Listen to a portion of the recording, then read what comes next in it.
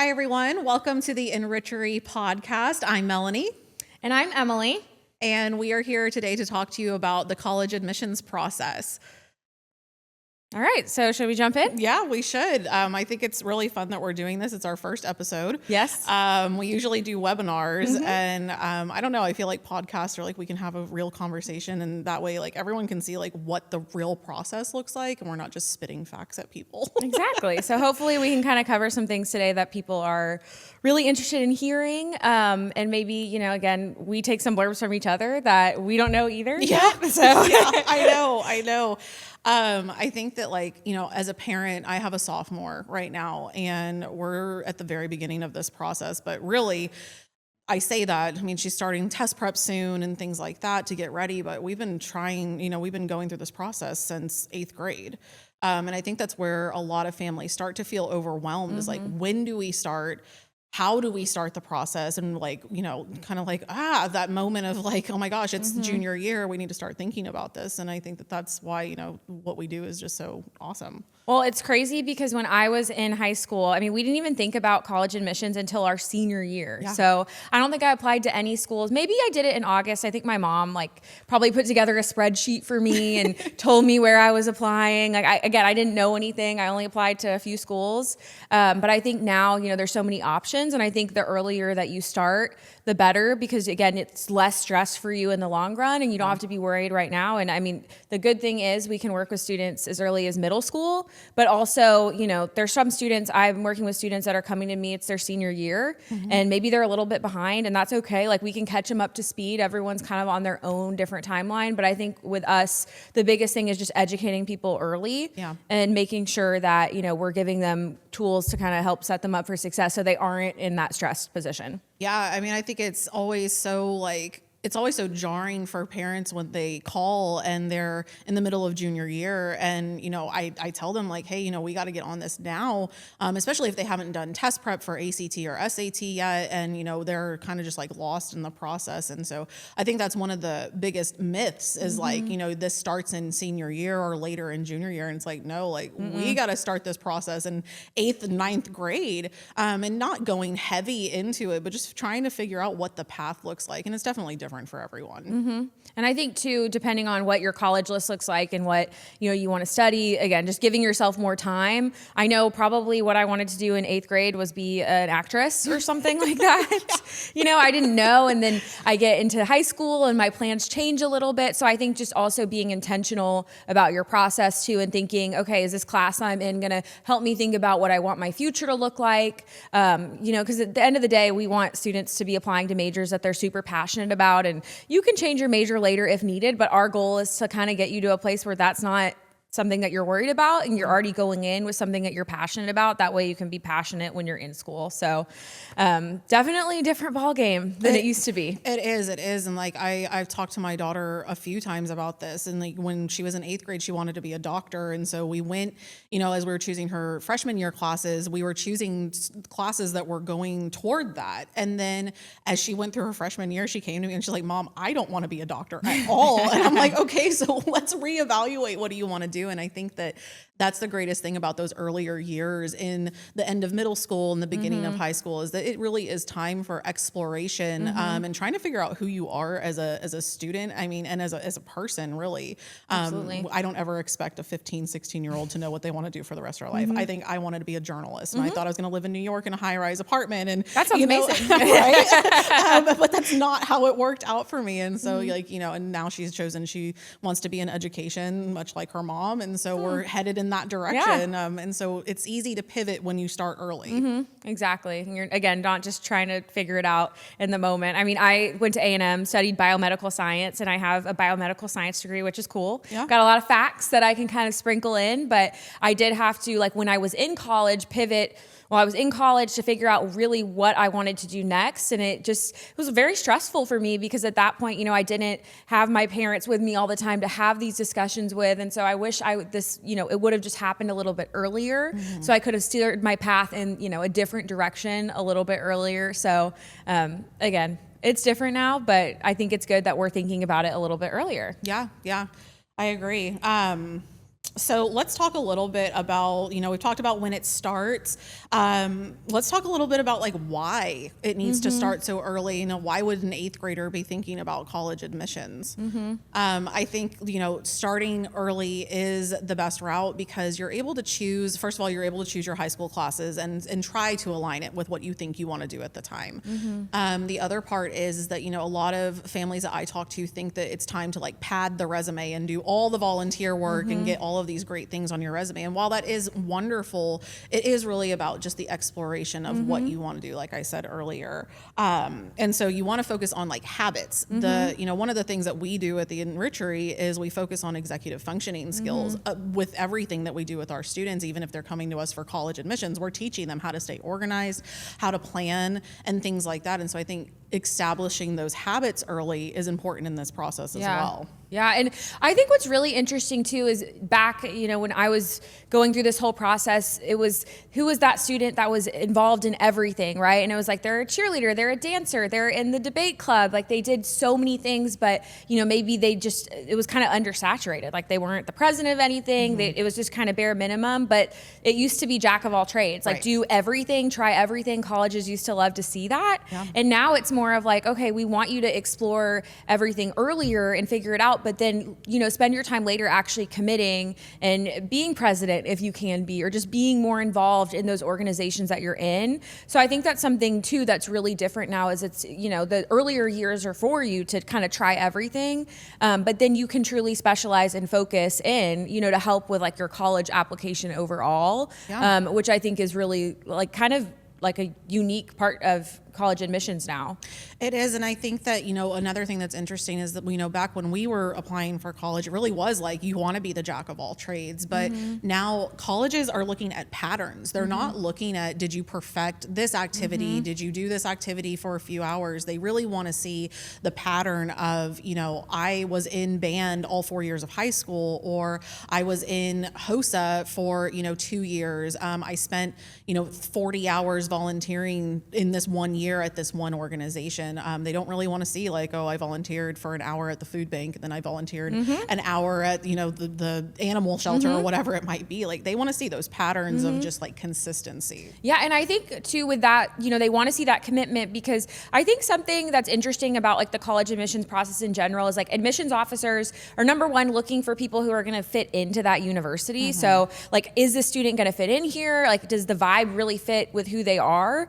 But also too, like they're looking for that commitment. They want students who want to come and do the thing in 4 years and maybe go to graduate school. Yeah. And so I think that's a piece of it too, is like, that's why they're looking for that pattern of like consistency and commitment with students, because that's what they want to see when they actually like let students into their schools. So yeah. And that's not even just talking about like the resume, we've talked a lot about that, but it's also like course selections. They want to see that maybe in freshman year, you were afraid to take those more advanced classes, and that's totally fine. But they want to see as you went through school, it ramped up as far as rigor. And they want to see like the pattern of, okay, I went in, sophomore year, I took AAC classes or whatever they're called at the student school, AP classes or dual enrollment, dual credit. And I think that's also where families get confused. They don't know the difference between any of those. Yes. And they affect GPA differently. Yes, they affect GPA differently. They affect your resume differently. I mean, and they also affect your test scores differently because they cover different things. Absolutely. And I think one of the biggest things that the different classes affect is how prepared a student is for college.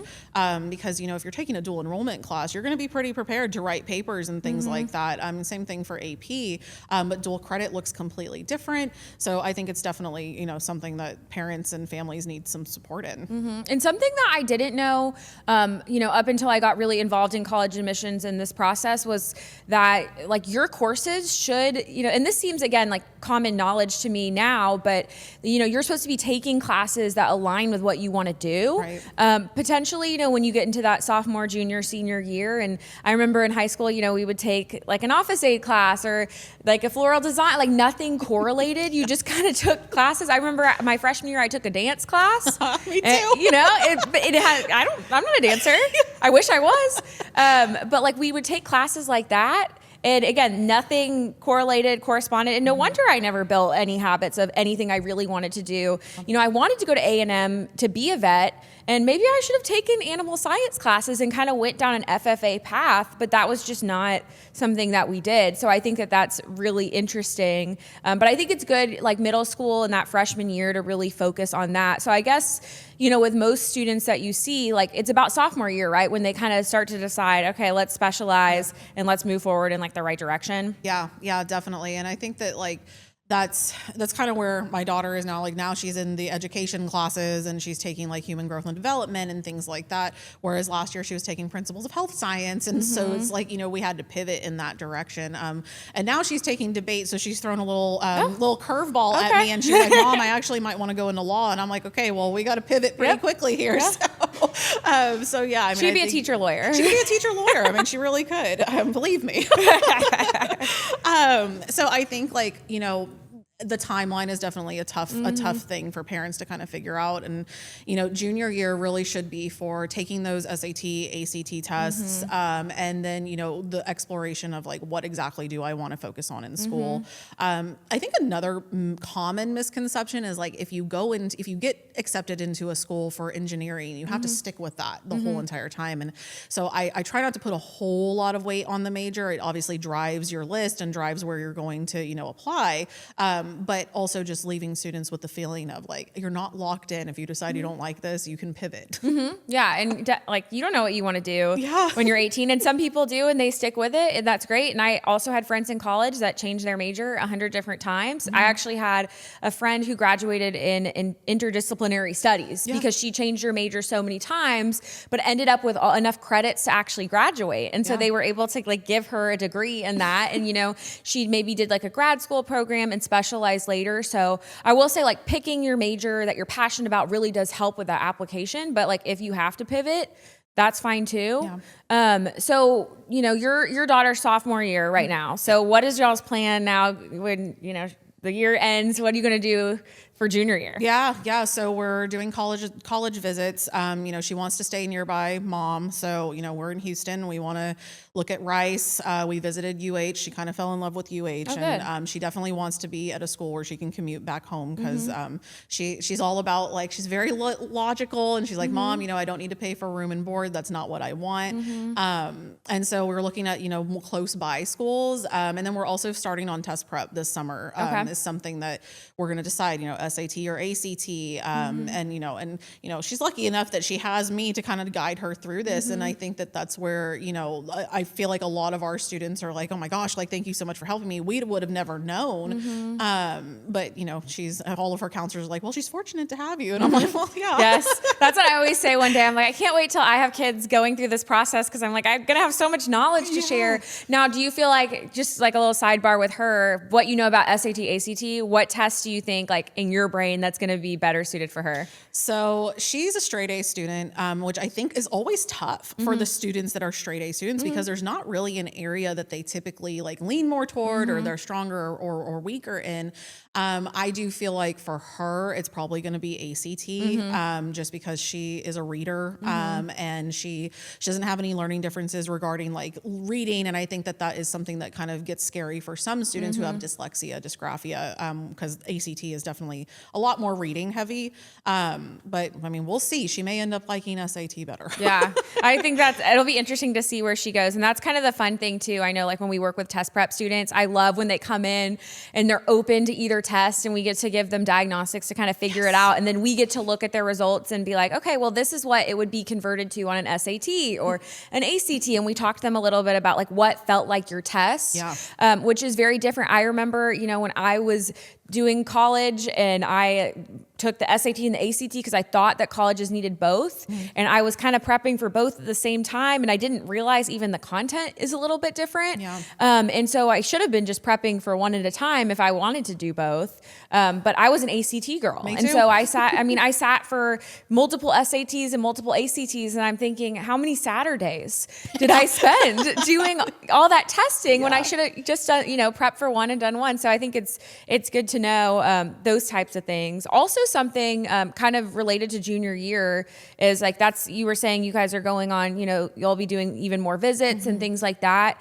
And going on visits, again, like my parents would always take me during spring break or a Christmas holiday or something like that. But I would never get the feel for the campus because the students weren't there. Right. And so that's something too, if you're going to take your student to go on visits their junior year or even sophomore year, like think about like when is school in session? Yeah. And because they want to be able to see the student body, like does the campus feel crowded? I know there was days walking around A&M where we were shoulder to shoulder in some areas of campus, and I wouldn't have known that if I didn't, experience a tour during the school year. Right. If I just went during a holiday break. So just there's little things like that. We visited UH when it was a school day. We pulled her out of school early. And the interesting thing is that I know that that's like a lot of the reason why parents don't want to do that, because their students need to stay in school. And of course, attendance matters. But UH sent us a letter after her visit and was like, here's your excuse for the school day. That's amazing. And so we turned it in, and it was an excused absence, because this is important. And it is important to see like the student body and the people you're going to be surrounded by, and just making sure you're around,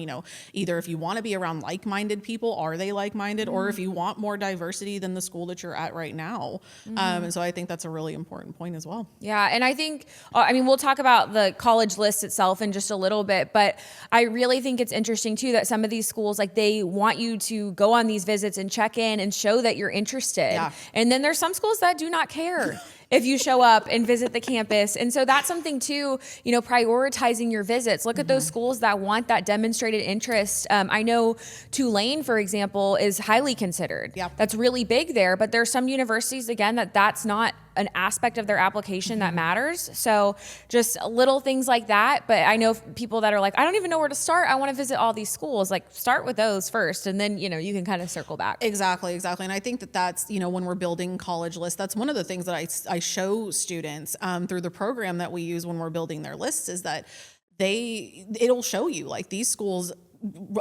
require demonstrated interest, or these schools really look at demonstrated interest. They want to see that you visited your school, you're on their email list, you've done events there, or whatever the case may be. Rice is one of those. And so, definitely. like taking my daughter to Rice and like letting her see it, if that's where she, wants to pivot to, like, great, like you've got that under your belt.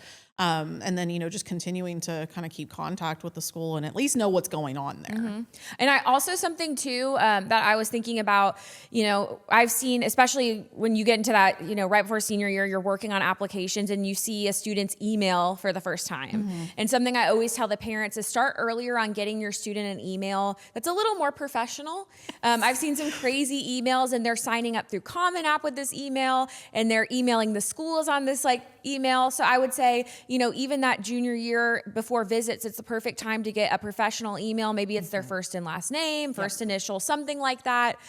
Just something that they can use to sign into Common App, to sign into, all of their schools that they're going to come visit. And that can kind of be like their college email. But that's definitely a good place to start. I've worked with a few kids that, again, we're sitting there in the college admissions workshop and we're, making a new Gmail account because, you can't be, I don't even know. I have plenty of examples, but that's something too that just definitely junior year, that's the perfect time for your new adult email account. I'm thinking of my middle schooler right now. Her email is I love unicorns, something. Perfect. I'm like, yes. Yeah, we got to change that before we get into high school. So I think one of the biggest questions, obviously that we get is like, where should my kid apply? And so like parents come to us and they know like, roughly what they want, what their student wants to major, and they may not. And I'm so glad that we have assessments to kind of try to figure that out for them. But I think the biggest question on parents' minds and students' minds is like, how do we solidify a college list and where do we start? Like you said. Yeah. And that whole process, there's so many different schools. A lot of kids we work with come to us and they're like, I know Texas A&M, I know UT, and I know maybe one other school because my friend goes there. Yeah. And so like with us, I think it's really important to ask them a lot of questions of, where do you want to live? do you want a large school? Do you want a small school? Like there's, certain states that you might not even remember exist. Yeah. Maybe you don't want to live there. So, there's all these different pieces that can help narrow it down. But I do think, building the college list in junior year is really the perfect time because again, you have some time to kind of fine tune it. You have time to visit, but again, you're not frantically trying to put together a list like right before you're doing applications. Right. Because, the hardest thing, and this happens to some students, maybe they don't have a list and then they're just going into, Common App when it opens and applying to whatever schools they've kind of heard of. And maybe they get into some, maybe they don't, but then they're going on visits to schools that are of no interest to them. Yeah. So I think doing all that research early, it really helps kind of fine tune the process so that you aren't all just, discombobulated, like you actually have a direction and a path. Yeah. And, even if you can't like get out onto like an actual, like on the ground campus tour, go on a virtual tour. All of the schools on their websites have virtual tours where you can kind of see, and those do include like what a school day looks like for a student, clubs, organizations that are available. And they even, I think they even like include like the things that are outside of campus, like coffee shops and shopping and different opportunities, internships and things like that. And that's another thing that I encourage students and parents to look at is like, what are the opportunities that are going to be at this school as well? If you want to be an engineering major or a business major, are there going to be internships that you can do in your junior and senior year to really solidify that this is what you want to do? You're not going to know that you want to do it until you're in it. Absolutely. And, I think you and I have both been down our career paths. Like we've been gotten into careers or into jobs where we're just like, this is not what I thought this was. I majored in human services and thought I wanted to, work for the state and work and help kids in a different aspect, and realized, as I worked closer with that when I was in early childhood education, that was not what I wanted to do. But then, when I started at the Enrichery, I fell in love with college admissions and fell in love with working directly with students, and then fell in love with leadership, which I'm typically an introvert. And so that was very shocking to me. And now I'm getting my graduate degree in leadership. And so it's like, you're not going to know until you're in it. Yeah. And I think with a good, when you're looking at your schools and seeing kind of the different opportunities that exist, that's important too. That's one thing I loved about A&M is there was a really diverse area of majors. So even when I got to, I think it was around my junior year when I said, you know what, I don't want to go to vet school and I'm scared of blood and needles. I can't be a doctor. So I started kind of thinking about other things I really enjoyed. And I was always like a tutor to my friends, and always kind of, I remember when I was a little kid, I would always pretend to have a classroom. That was just what I would do. So I was like, oh, I want to go into education. And luckily A&M had a master's program where I could actually get, my master's in education, kind of in tandem with my undergrad, and I was able to pivot. I just had to take a few additional classes, but I thought that was really cool, and I'm glad I had that experience where maybe at a different university, that was all science-based or something along those lines, I maybe wouldn't have had that opportunity to do that. So I just think that that's also something too, when you're building your list, if you're not 100% sure in the major that, you really are going for, look and see what other majors they have, see if that's even of interest to you, and if you're okay, if I don't study business, but if I, change my mind, do they have what I could potentially do there? You just want to open up your opportunities, because you don't want to be in a place where maybe you get to your sophomore year and you're like, this school doesn't have the program that I want now. So you kind of have to think about those things as well. Yeah. Yeah. I know one of our colleagues, she transferred from one college to the other, and she always tells me it was just the worst process for her. And so you want it, like you said, make sure that they have the major you want to go for right now, but that they also have stuff that you're also interested in just in case things change. Yeah. And I think that's where we kind of, I get questions a lot about or even statements of we only want to apply to 5 or 6 schools, or we're only applying to Texas schools. And I always implore families, put a good amount of schools on your list initially, 15 to even 18, 20 schools at first. And then as junior year rolls, keeps going, we can narrow that down, start doing your visits, look on their websites, see what they have available. And then we can narrow down to I think 8 or 12 is a good mix of schools, and a good solid list. Yeah. And also too, with the list, again, back when I was doing college things, I just had my GPA and I was like, yeah, I have a pretty good GPA. And so I just applied to the schools that that I applied to, I never looked into any data of like, is this school even doable for me? But now I think, there's kind of some things that we can look at with students so that they can build a realistic list.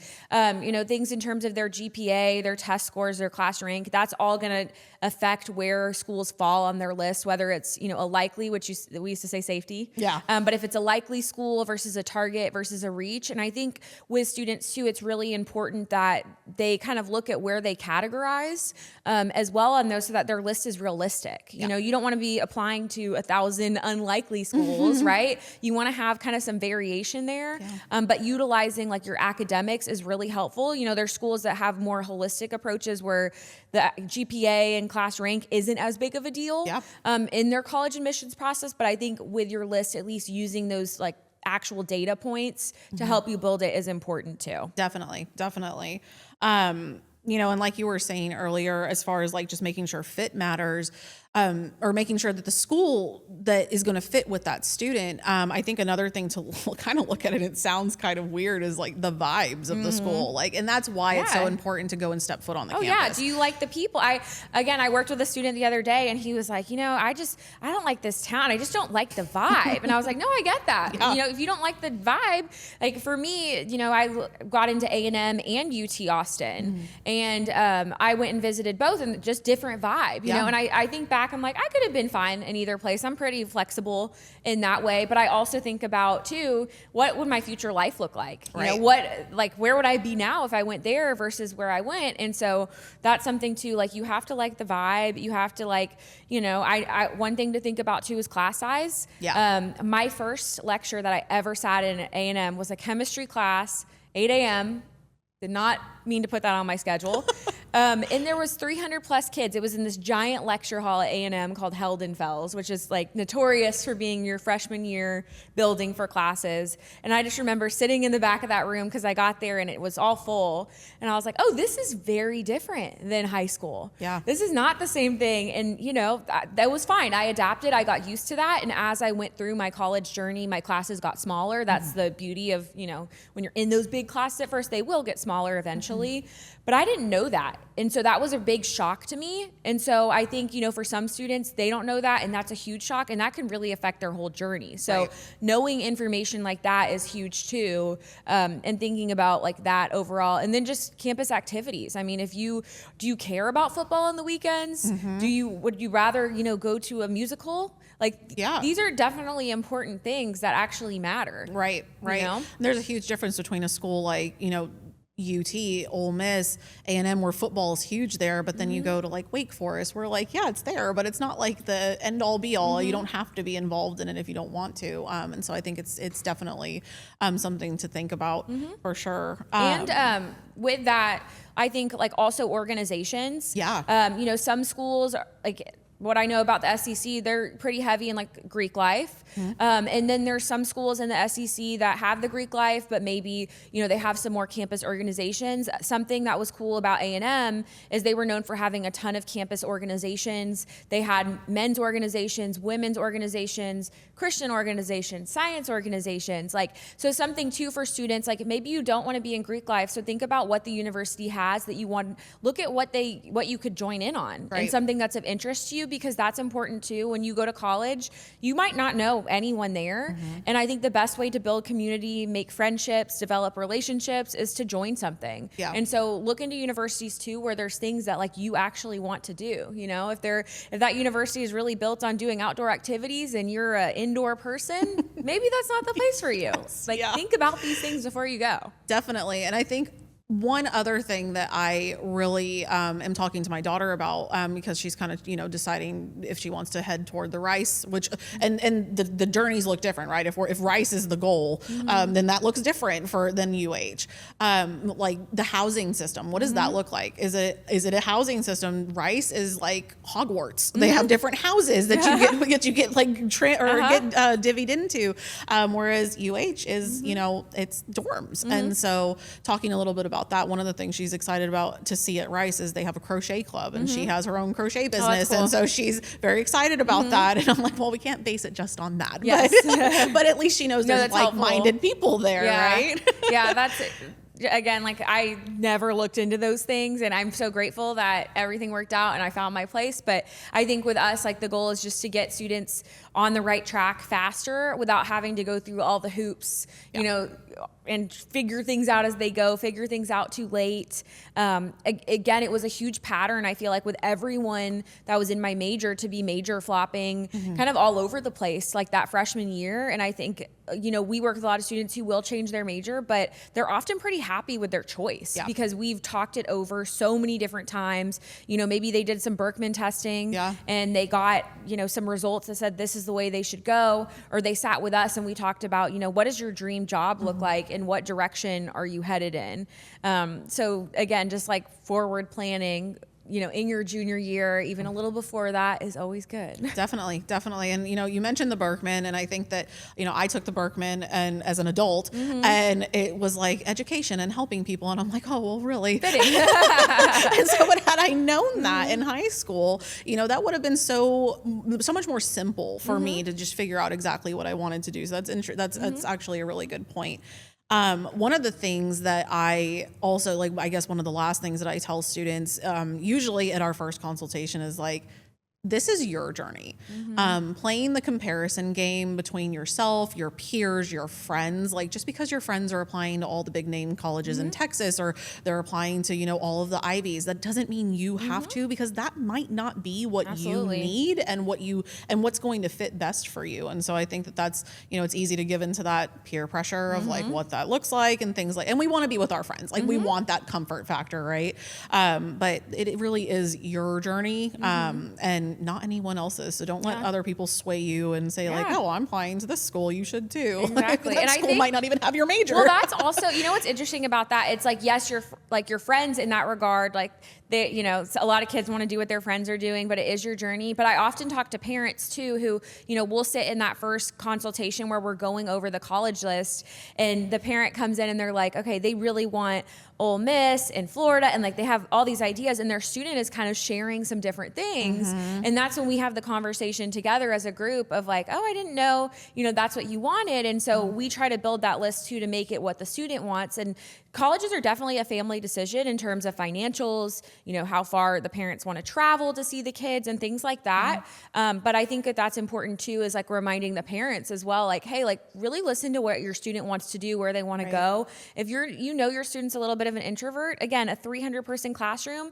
may not be the best, even if that's your alma mater. Like those are just things that you need to think about too, as well, you know, during the whole college list building. Definitely. I think, you know, I said one of the last things earlier, but one of the very last things is like looking at the competitiveness of the schools, and that's where your GPA, your class rigor, all of those things are going to come into play, especially here in Texas for us, because we have the top 10% rule. But even like, you know, UT doesn't follow that rule. They're the top 5%. And so like, you know, your student may have all A's, but they may not fit into that top 5% for auto admit. That doesn't mean it's impossible, but it does mean that journey looks different for them. So definitely taking those things into consideration too. So one thing that's cool about the college list, and I know we're about to get into it, is a little bit on testing, but that's also too kind of fun when you're working with a student and maybe they have a certain test score or a certain GPA, and then, you know, we're working with them as a junior, and so we see them in the fall, and then they come back in the spring and they have an updated GPA. And I just worked with a student that we had, you know, I built her list back before the holiday break. I had her test scores, her GPA, I had her, you know, we only had like her mock exam scores from when she worked with us, and then her GPA from the fall. And then she emailed me recently and she's like, here's my new GPA, here's my new test score. And it was so fun to go back in and look at her list and see, you know, some of her schools that were reaches moved to Target, and some that were Target moved to Likely's. And I was like, this is so cool.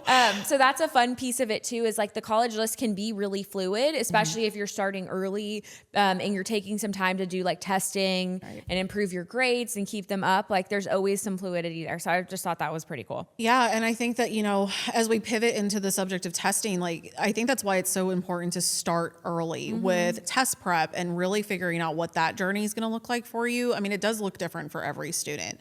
And it also depends, you know, what that student has going on. I mean, if it's a student who's going to be doing, you know, like a summer-long trip to Europe, then obviously test prep in a traditional sense isn't going to work out. But figure out what works best for you. Because waiting too long to figure out, you know, what test you're going to take even waiting too long to do test prep, it can lead to fewer options for you when it comes to, you know, what schools are going to be available to you. And then even what majors. I mean, A&M, they place you into their school. They accept you by your major and by the college that you're applying to. And so, you know, you want to be sure that you have just ample opportunity to take as many tests as you need to.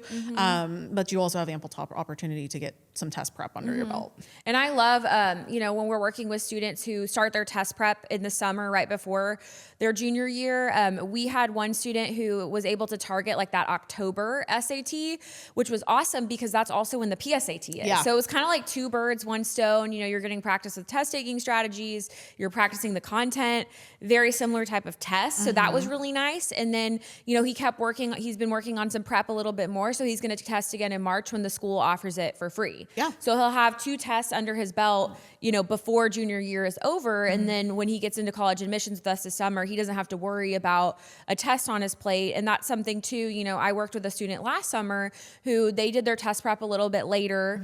And so he was a junior going to the senior year. He finished his test prep right before senior year started. And so he took like a September test. Right. So it kind of limited his options in terms of schools, you know, getting his scores back in time. I think we were able to get them back by the October deadline, which was awesome. Right. SAT scores come back faster. ACT scores can take a lot longer is what I've learned. And so I was grateful he did SAT because we had those scores by October 1.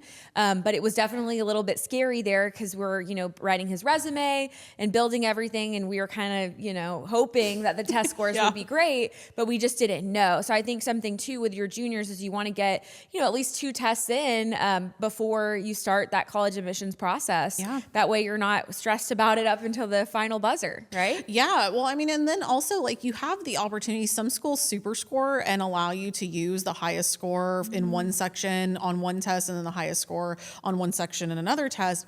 And so, you know, for those schools, like being able to take and have time to take multiple tests is beneficial and can be beneficial to a lot of students. So one of the things that, you know, we get a lot of questions about is test optional. A lot of schools in COVID really veered toward that test optional policy. And what we're seeing now is that schools are actually doing away with that policy. Yes. And so that's been interesting to watch. UT announcing that. I was like, okay, here it is. This is the slippery slope. Yes. The test optional. That's so strange. It was strange to me because that was never a thing, you know, when I was growing up. But test optional is very interesting because, again, like we can kind of give some recommendations on like when you should submit and not submit. Right. But yeah, schools like UT, they want all your scores. And then like that just changes the whole ball game of when you have a test optional option. But again, a lot of these schools are moving away from that. Yeah. Which, you know, for some students, that's not the best thing. Yeah. So I think that can be tough, especially for students who have learning differences or even just like test anxiety. I mean, I've worked with plenty of students who have test anxiety and, you know, they do really well when they're doing their test prep but they get to their mock test or they get to the official and they just freeze up. And so I think that can be scary. But I do think that, again, that's why it's good to start early so that we can combat some of those, you know, some of those issues and also, you know, really be individualized for your student and figure out where do they need the most help, because there's no point in covering the geometry section of the math test if you're good at geometry. Like if you've mastered geometry, there's no point in us covering it. Like we're going to jump over to algebra 2 or pre-cal. And then the same in the reading and English. So I think that's definitely important too. One thing though that I have found with tests, and I saw this happen with a student last year, and it's always like a piece of advice I give now. So one thing, whenever you do go take your SAT, you know, they do give you an option to send your scores for free to universities. Yeah. Do not send your scores for free because you don't know, you know, what's exactly where that score is.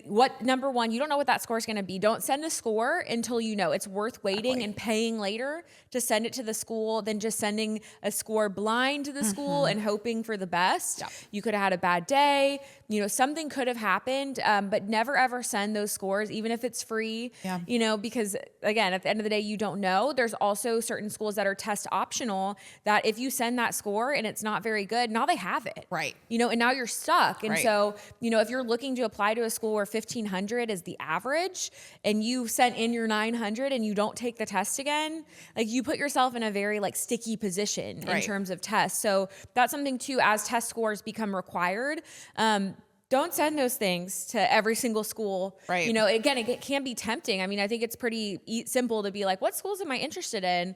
And send those through, but just do not do it. You want to see that score before you send it through. Yeah. I mean, we have had students who have gone to the, official testing sites and the AC isn't working. So it's hot and, they can't concentrate, or it's super cold and they can't concentrate, or they've had, or they didn't get enough sleep. They're again, that anxiety piece of it. And so, yeah, I think that's definitely, great advice. Do not send scores ever, ever, ever. Even if you are, a straight A GT student, you're going to do well, just still don't do it. Pay for them later to get sent. The other part of that is just, the test optional end of things. Like if it is a test optional school and you accidentally send your scores and you still apply test optional, they're still seeing it. You can't unsee it, right? It cannot be unseen. Yes. And so like, while yes, they should treat it holistically, we can't always guarantee that they're going to do that. So yeah, just be careful with that. Yes. Submit for free button. I know it's tempting. We love free things, but that's definitely not worth it.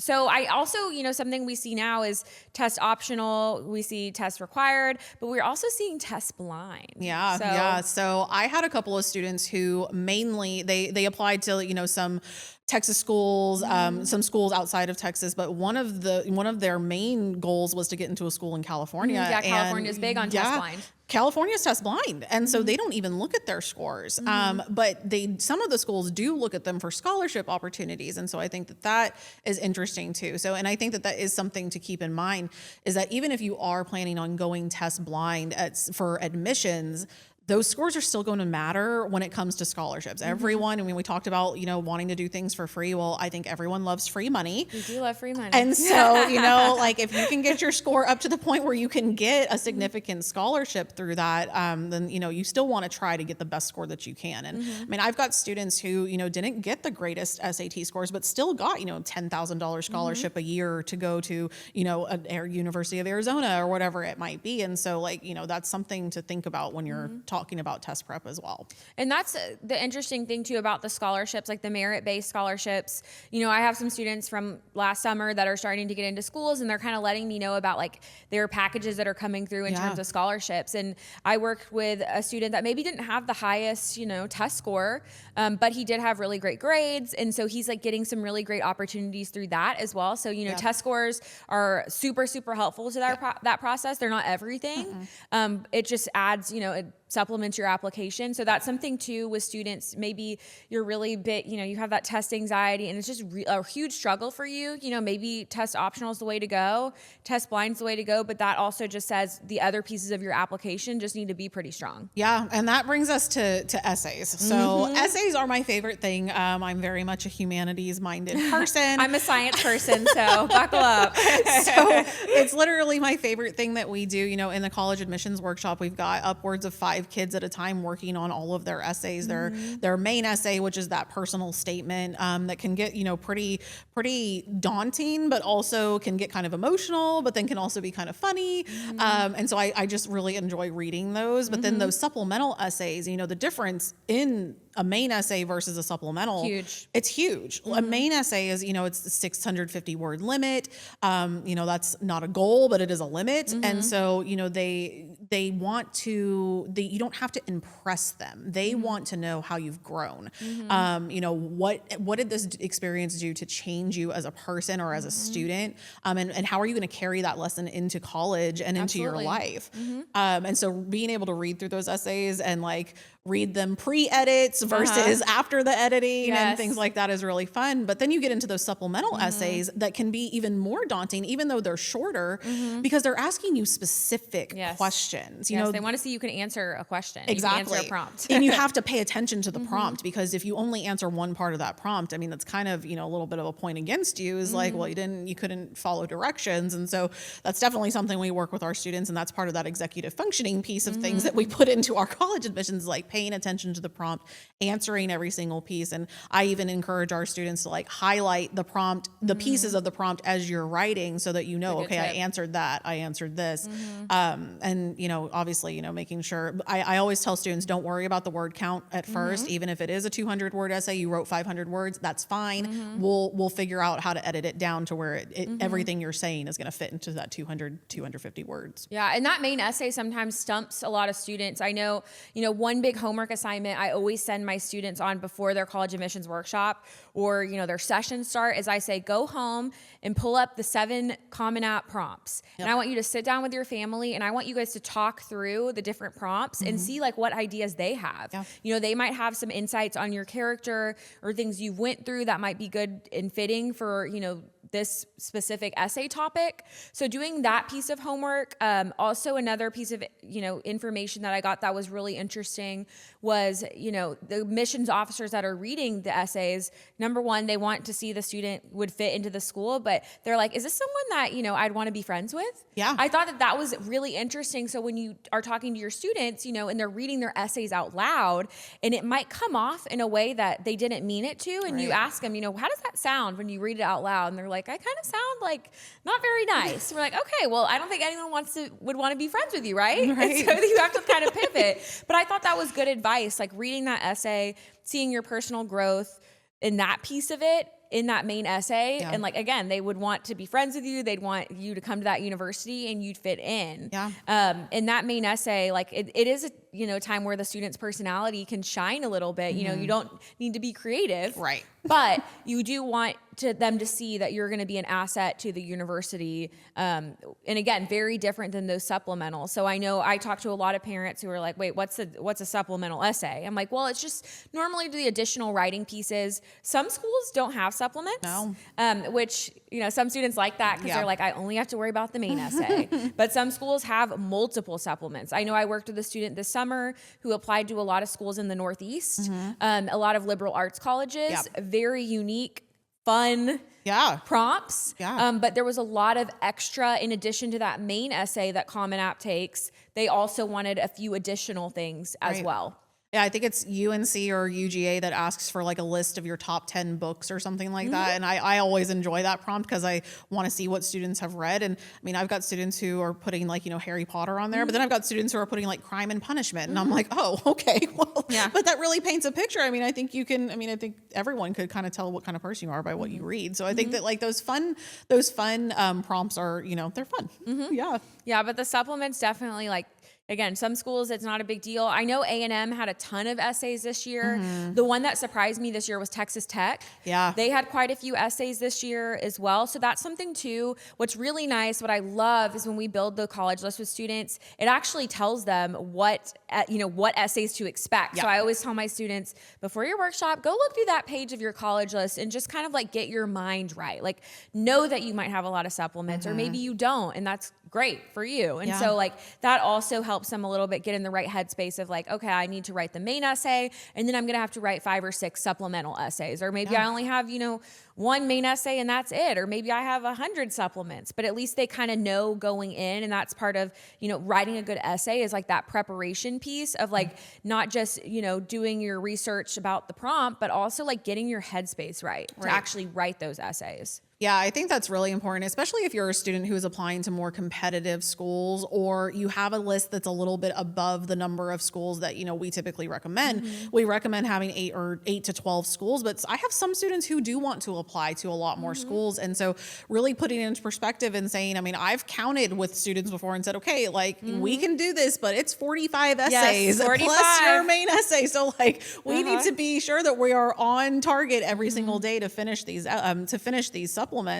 And so I think that, you know, the essays are really always really fun. And for the main essay, I think one thing to really keep in mind for students is like it's depth over breadth. Like they want you to be deep with your essay, not super creative. Don't like reinvent the wheel or make up a story, but they want it to be a deep thought essay. You kind of use this example of like, you know, you go to like a swimming pool and it's huge and you're like, oh my gosh, the swimming pool is so cool. It's gigantic, but it's only 3 feet across the whole entire thing. Well, I mean, that's not very fun. No. So, you want a big pool, but you also want a deep pool. Yeah. That's a good one. I haven't heard that one yet. I like it. Thanks. Yeah, those main essays though, again, like the deeper you can go, the better. I think our coaches who work with the students like really closely on that do a great job of asking questions. Again, the pre-work before writing those essays is huge. I think going in and just, writing down on paper without any sort of prep will get you there, but you're going to waste a lot of time. And so I know with our students, we help them with a little bit of brainstorming prior. Right. We ask them like deep thinking questions about why this major, why this school, they write their brag sheets to kind of get a better idea of like who they are overall. And that prep is just going to help when it comes to actually writing that main essay and those supplements. Yeah. And, one thing I found that has been helpful for students who are really stuck and, you get into that moment of like someone asks who you are and you're like, I don't know who I am. And so I have students look at their resume, like look at your resume, look at think back at like these experiences that you've had and how did you learn any lessons in them? Was there anything significant that happened to you or to someone around you that you witnessed that we can write about? And, and what did you learn from it? And that's why we do the resume first with the kids that's the first piece is doing the resume. I know when we meet with students for the first time, we kind of start filling out bare bones of the resume just so we can get to know the student too, because we want them to open up. We want them to be a little bit vulnerable when they write these essays, because again, we got to get a little bit deeper in that process. And so I think, again, the prep work is critical when it comes to that. It is, definitely. It is. And so, I think one thing that, we talked about the timeline a lot. The prime time to write these essays is going to be the summer before senior year, not in senior year. Senior year, it's not as rigorous as junior year, but you're finishing off your high school career. And you got to keep your grades up. Yes. And like I have a senior right now and he's not taking the college path, but my gosh, we are so busy. There's so many events, Senior so sunrise, many things, senior senior sunset, breakfast, senior parade, all the there's things. So there's things so many things. And not only has that been shocking, but I'm just sitting here like, why does graduation cost so much? Like, I feel like I'm spending $100 every week on just some event. But you don't want to be writing your essays while the rest of your friends are going and having fun. And so that's why one of our goals is to, by August, September of senior year, get it done. Click submit on those applications. Your essays are done during the summer and just get it done. And then enjoy your senior year. Absolutely. It's still stressful. You're still waiting to hear back from the schools. Scholarships are still a thing. Yes. But that's like the least part of the worry. It's really like getting those essays knocked out in an early fashion and just like go enjoy your senior year. Yeah. And I think it's tempting, maybe the summer before your senior year, you're working a job or you're doing 1,000 things, but it's so important to carve out time to work on this. I love how, our workshop is strictly like 5 days intensive of kind of the writing pieces, because it allows students just to sit and focus and time block out a period of time to work on that. Something too with doing the essays earlier, Common App releases their prompts at a decently early time before, we start writing the main essay. Now, the only thing that kind of stinks is sometimes the supplements do change on August 1. But again, once August 1 hits, school hasn't started yet. So you can still go into Common App, look at your schools and say, okay, I'm applying to this school. Did the prompt change? Maybe it slightly changed and maybe you just have to make small minor tweaks. Maybe they added a prompt. Maybe they took away a prompt. But still doing it, before you get back to school, whether it's around August 15th, and kind of getting those things done, because you don't want to be worried about that. Exactly. I think we were all shocked UVA took their supplements away on August 1st this year, and we were like, oh well, you wrote those essays kind of for nothing, but we could use them for other schools that changed their prompts too. And so I think that was a big shock to all of us, but I think that's also just a good point. Yeah, and something too, just kind of on the timeline aspect of things, letters of recommendation are a huge piece of like what people ask us about all the time, like when should we ask? What's the best process in this? So with my students, I always tell them junior year, start talking to your teachers, kind of start probing the idea. Like you're really wanting teachers from junior year, core subjects that kind of fit into what your career goals are. Sometimes you can dip into like a sophomore teacher if needed, but you really want to focus on that area. But in the spring, ask those teachers and just say, hey, I'm applying for colleges this summer. Would you mind writing me a letter of recommendation? Get that verbal okay. And I was a teacher myself, and I know know how hard it is for students to go ask. And when they would come to me, I would appreciate the fact that they would ask me face to face. They didn't just assume. Right. And then once I gave them that okay, then I tell my students, follow up with an email and say, thank you so much for planning to write me a letter. I'm going to be working on my resume this summer. Once that piece is complete, I'll send it to you so that you can write a letter. Yeah. And I think teachers, they love to have a resume or a brag sheet. When a student would come to me and they're like, hey, can I have a letter? And I'd say, sure, but I need your resume first. Yeah. Because I want to know a little bit more about them. I know what I know from the classroom. I had a few students where they had invited me to like a theater performance, so I got to see them in that element. Right. So that's something too. If you're going to ask your teacher to write a letter of recommendation, they want that resume, but also invite them to things. If you're an athlete, invite them to your game. Like they want to be able to give insight of you in the classroom, but maybe a little bit outside of the classroom, and like kind of what your hopes and dreams are as well. So the more that you give a teacher, the better, but ask early. Don't wait till your October 1st deadline. Ask your teachers 3 days before. We did not love that. So a little piece of the puzzle there. Also keep in mind that schools, each school requires different amount of recommendation letters. So some schools require 2 or 3. Some only allow you to send 1. Some don't want any. And so really pay attention to, and that is one thing that I think our program does showcase to students when we're creating that list is like this is how many recommendation letters you need to get under your belt. And it's always great to have recommendation letters from like employers, or if you did an internship, those are great to have, but not all schools accept those. But most schools will accept, at least a teacher recommendation. So you want at least a good solid 2 teachers, again, aligning with classes that, if you're going for engineering, don't ask your art teacher, but like if you're, or if you're going for, biology, don't ask your English teacher. You want to align it with what you're majoring in. And definitely, like, again, if you don't know, how many letters of recommendations the schools accept, I mean, in Common App, once you have an account, you can log in and see, what they will accept. Yeah. But if you're just kind of not at the place to have Common App yet, still getting those letters early, like it doesn't hurt you to have them. Right. You can also use them later for scholarships and pieces like that. I know I had a lot of students who I wrote letters for who applied for a scholarship later. So I, fixed the letter a little bit, sent that in. Yeah. So it's always helpful to have that kind of in your arsenal of things you could use, even if it goes unused. I think that's really helpful, and something, all teachers and people who write your letters may not do this, but I would always share the letter with the student after I wrote it. Like once I've submitted it, but normally I wouldn't write a letter if I wasn't going to say glowing things. And again, I was very lucky, and all the students that asked me, I had great relationships with, and so they were easy to write. But I would share those things with them, and they like to see that information as well. But kind of going back to Common App in general, most schools are in Common App. Yeah. However, some schools kind of have their own portals. Some schools will be in Common App, but once you submit Common App, might have some additional essays like in their portals too. So that's something too with our students. When you submit, whether it's around August, September, double check those emails you start getting from the university, log into that portal. Don't just forget assume about you're that. done. Yeah. Because just when you click submit in Common App, that does not mean you're done. And so you just want to verify, there might be some honors essays to write. Right. Some schools have housing essays.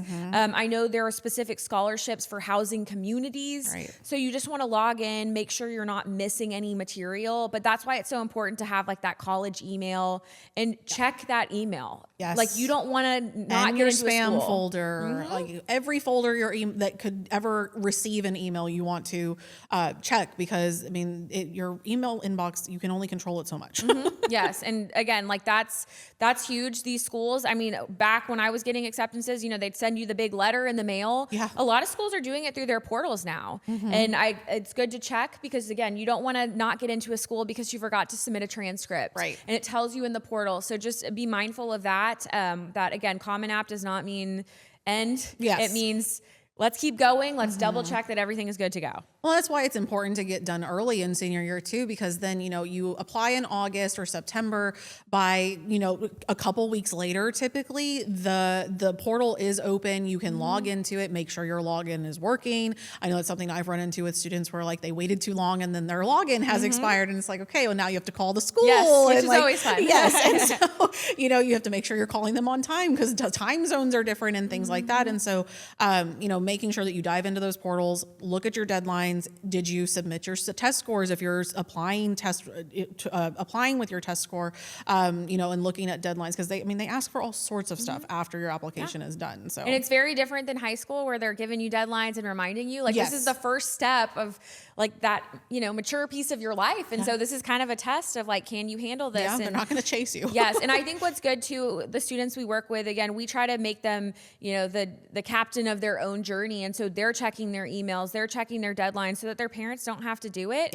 Yeah. Because again, when you get to college, your parents can't manage you. And so I think this is the perfect time, but that's kind of the advice that we always give when it comes to that piece. And then even, once you've submitted, everything's in there, keep checking the portal, because once you get acceptances, or if you get waitlisted or maybe deferred to like a regular decision pool, that is going to say it in the portal, right? And they'll give you instruction. So if you do, get waitlisted and you have to write like a letter of continued interest for the university, at least you know that you need to do that. But if you're not checking your portal, let's say you check it months later and you miss that deadline. Yeah. Like, that's a bummer. Yeah, it is.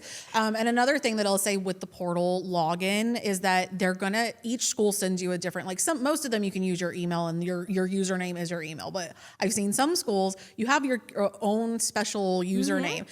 Keep a log of that. Yes, don't just make save a spreadsheet. Yes, make a spreadsheet, put it in your notes app, whatever works best for you, but put it somewhere. Don't just rely on your phone to save it. Like, literally write it down somewhere, whether that's on a piece of paper, like you said, spreadsheet, or a notes app, whatever it might be, because losing the passwords, not knowing how to get into a portal can be a nightmare sometimes. And then let's say you get into the university and you're a student, they'll give you a new email and a new portal and a number to remember, and you must remember that number for all 4 years, or else you can't buy dinner. So just keep a log of all those things. Yes. But that's definitely, from test scores to essays to college lists, like, it's a lot. It's very overwhelming. It is. As a parent who is kind of headed in this direction, my senior decided he wanted to go the trade route. He wants to be a welder, and That's amazing. Wonderful. But my middle daughter wants to go to college, and so we're diving into this process now. And again, she's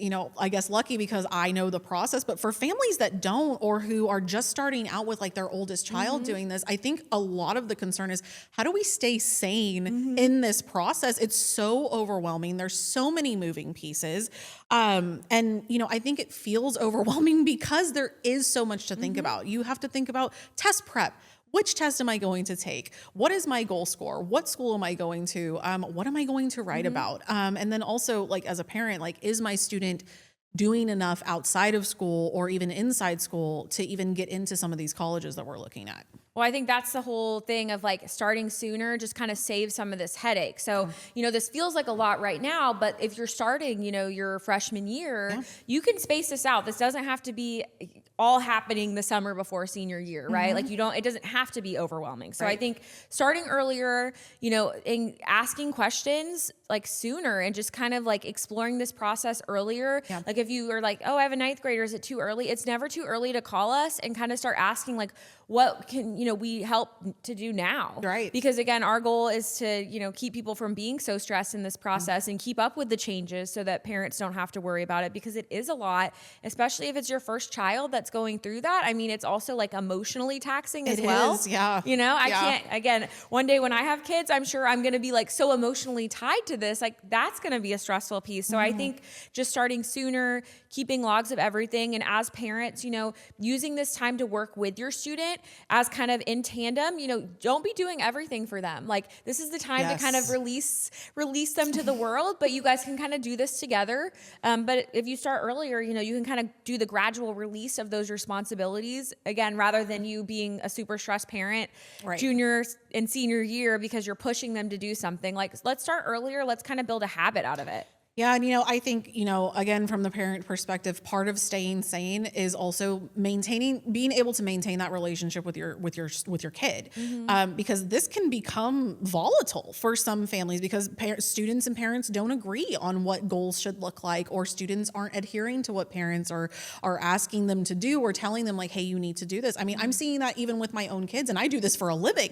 And so I'm like, oh, I don't know anything. I only do this for my job. But, so being able to have someone in your corner to say like, hey, actually telling your student like, hey, actually, your mom is right. You do need to do this, or even being able to put mom and dad at bay and say like, hey, let's let him make this decision on his own. I think that's very valuable. And, we don't ever want to step on anyone's toes in that fashion, but, being able to have someone in your corner and say like, hey, actually, this is the way we need to go. Or just kind of be the heavy with your kid and say like, actually, this is exactly what you need to do. Your mom was right. Yes. Exactly. Sometimes, they'll listen to us a little bit better than they might listen to their parents, but we can also, help the parent out a little bit and say, no, what your parent is saying is correct. Sometimes we're a little bit of the mediator middleman, which is fun. Yeah. But it is, again, this whole process, it's a lot.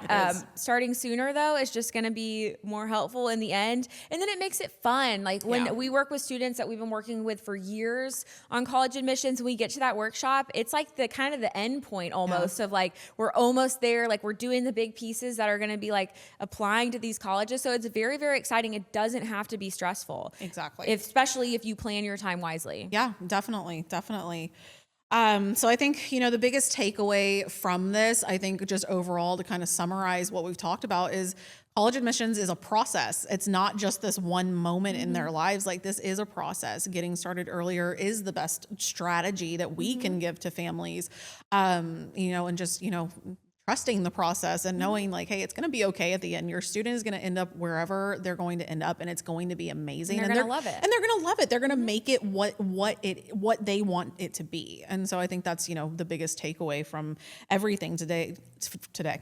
And honestly, there's, no perfect student. Like they're going to be well-rounded in different areas. You might have a student who has, some really strong hard facts of grades and test scores, but then you could have a student who is a humanitarian who loves to volunteer and they have great soft skills. And so college admissions is really a holistic approach. Every school is a little bit different. Some do weigh a little bit more heavy on academics, scores and things like that. But there's a place for everyone and a place where every student can fit in. So I think that's the beauty of it as well. So my biggest takeaway is that, it seems stressful. There's a lot, but also again, just take your time with it and also enjoy it. Like this is fun. This is something that you can do, with your student. You probably learn a lot about them in the process. Yeah. And if you're a parent who doesn't want to have to deal with it, we'll help you out. Yeah, definitely. Well, I've really enjoyed this today. I have too. I could talk about college admissions and test prep all day. I know, I really could. And I know we have just talked about college admissions test prep, but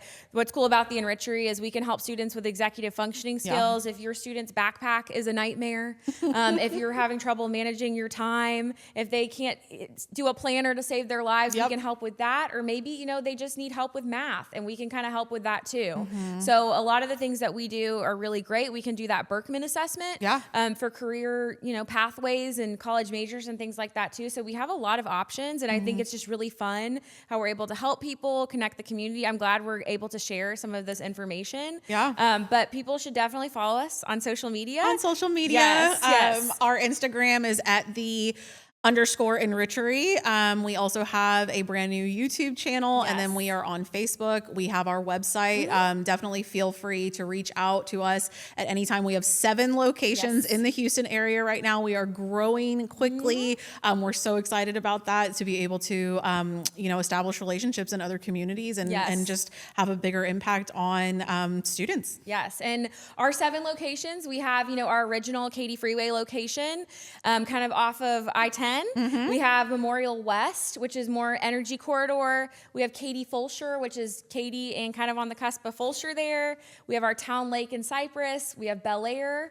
We have Sugarland, and now we have the Woodlands. So again, we kind of can reach out to that side of things, which is very, very exciting. I'm excited that we can kind of help everyone out. But if you check out our website, it says a little bit more about what we do. And if you're ever interested in talking to us, you can inquire. There is a form on there, and we're happy to chat with you and help you out and get you through this process or whatever part of the academic journey you are on.